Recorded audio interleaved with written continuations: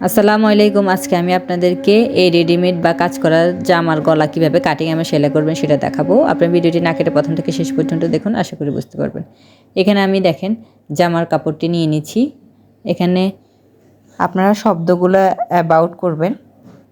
আস্তরের কাপড় আর জামার কাপড় দুটোটা নিয়ে নেবেন। নিয়ে এখানে 2 সুতা পরিমাণ কাপড় রেখে তারপরে গলাটি কেটে নেবেন। দেখেন আমার চকের দাগটা বোঝা যাইতেছে না, ওই জন্য আমি আপনাদের চিহ্ন দিয়ে দেখিয়ে দিলাম।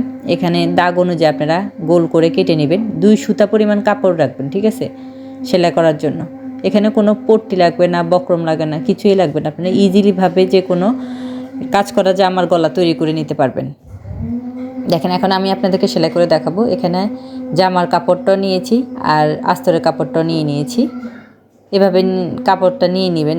নেওয়ার পরে দেখেন আমি কিভাবে বসাইতেছি। এই যে আস্তরের কাপড় উপরে জামার কাপড়টি রেখে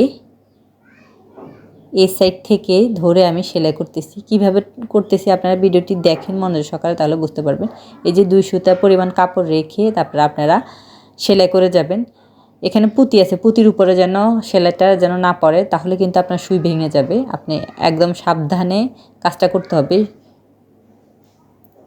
পুঁতি একটু পর থেকে আপনারা সেলাইটা দিবেন। দেখেন আমি এমনভাবে সেলাই দিচ্ছি আমার পুঁতিও ভাঙতেছে না, কোনো অসুবিধা হইতেছে না।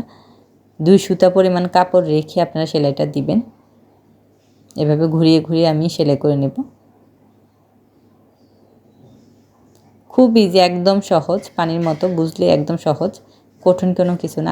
আর কথা বলে রাখি, যারা আমাকে ইউটিউব থেকে দেখতেছেন আমাকে সাবস্ক্রাইব করবেন, লাইক শেয়ার কমেন্ট করবেন, আর ফেসবুক থেকে দেখলে অবশ্যই ফলো করে দিবেন।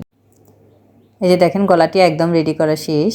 আপনারা একটু ইস্ত্রি করে নেবেন, তাহলে আরও ফিনিশিং হবে। দেখেন দেখতে কতটা সুন্দর লাগতেছে।